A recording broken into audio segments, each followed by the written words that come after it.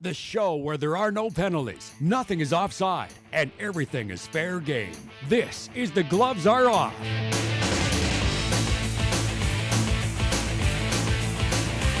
All right, welcome to this week's The Gloves Are Off. Now, I'm not Moses Volter, as you can tell. He is off, so very exciting time. You guys get me for this week. All right, let's meet our great guests for today. This guy, he's already advertising Rustler's volleyball. We got Taylor Dyer and, of course, men's volleyball coach. Thank you for coming on the show. Yeah, happy to be here. Yeah, Andrew. I don't know, do I normally introduce you first? You kind of looked at me. Wow. Yeah, see, totally dropping the ball on not my very first time, but Andrew Brethauer, of course, her lovely co-host. It's an upgrade from the last time. Oh, I had a great introduction for you, but I guess you will just leave it as is. Let's already dive right into our very first topic, of course. Hockey officially back in the border city when the Lloydminster Bobcats get up and rolling. 2 games already. They are 2-0 on the season. Pretty convincing. 3-2 Friday in Bonnyville. And then they had a 4-0 win Saturday for their home opener. The rivals, of course. So far, what are you liking when you see this team? I just like the way they're put together. I think they've done a lot of good things leading up to the RBC Cup this year, and I think their roster looks pretty solid. I don't know if they're going to win this league or not, but I think they've given themselves an opportunity to be successful, so that's what matters. Because that was the big question, though, is everyone's always talking about this team is built, an RBC-built team. But the problem, though, is you don't want to look too far ahead. Do you feel that maybe potentially this team might be looking too far ahead? Because in order to make it there, you're already the host. Yeah, that's great. But do you really want to be in there when you're middle of the pack and you can't even win your own division? We saw last year. They were on a tear early in the beginning of the season, and the only reason why they redeemed themselves was at the end they were losing. It wasn't that pretty. It's because they built such a heavy lead early on. Do you feel like this team is kind of built to even be able to win the division over Spruce Grove, who's just had their number? I think in more other years this year, they're built to actually win that division. No one's looking at the RBC. Well, we're looking at it because that's our job, to look at the big picture and everything. But they're focused on winning the North, winning the league, winning Western Canada, then winning RBC. That's their focus because they know you can't win the whole thing if you don't have a good team this year. Yeah, I think their coaching staff is experienced enough to know that they need to play one game at a time, and they're probably going to set themselves some goals as they move forward and not looking ahead. Like, I think they know what they're doing out there. And well, I know there's a lot of excitement too, especially seeing that they have a starting goalie. And when I was talking with the coach, you could almost say like the coaching staff's very giddy about some of the new players that they have, because Leclerc is a great goaltender out from the Quebec League. And then you got guys like Noah Bald and Christian Lloyd who's joined this team. So far, do you think that this is a great mix of rookies, veterans, what you've seen so far in these 2 games? It's probably the best team I've seen, for sure, not even a question. When you have a goalie like Leclerc and then the defense, that defense, even their bottom 5-6 guys could be the number 1-2 on any team in this league. That's how deep this defense is. And it's when you watch them, you see the skill. You see how they can get out of their own zone, how they create offense, how they work on the power play. It's not this guy and this guy are the power play. It's just open the door and let the next 2 guys out. That's how deep this team is.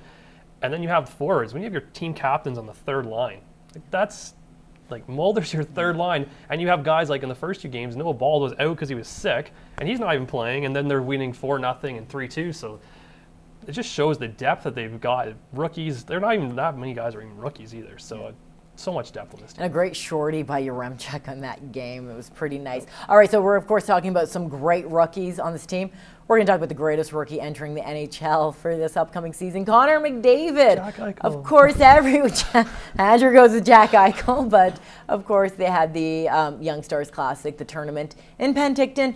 Some fans upset because Connor McDavid only played 1 game, and then they sat him as a healthy scratch. Do you think that was a good move by the Oilers?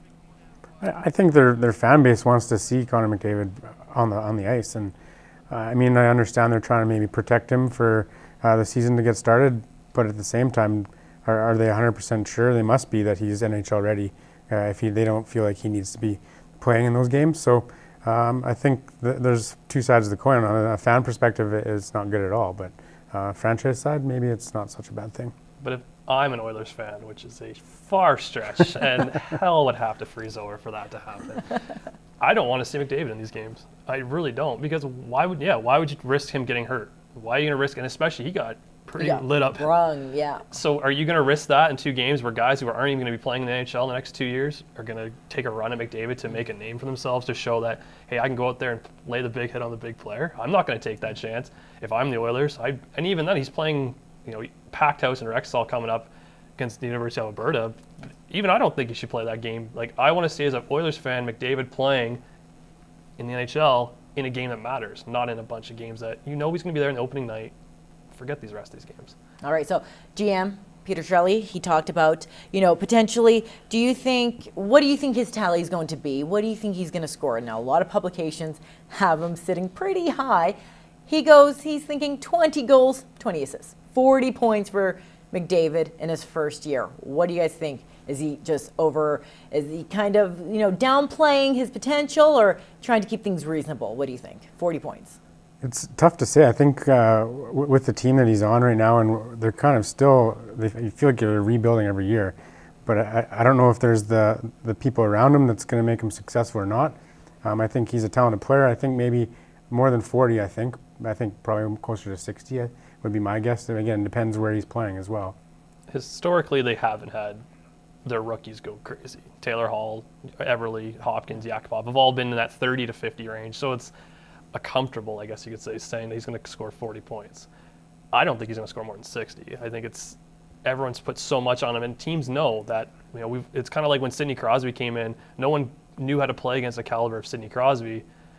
We know how to play against Connor McDavid now, and it shows that he got hit and things slowed down. So I think it's going to be a little bit less, especially when he starts playing against men. TSN has him projected as 15th. They think he's going to go 70 points. That's why they don't have the NHL rates anymore. So. Oh, look at that. All right. We're going to leave on a high note. Of course, we're going to take a break, but coming up, we're going to be talking about concussion issues in the NHL. Stay tuned.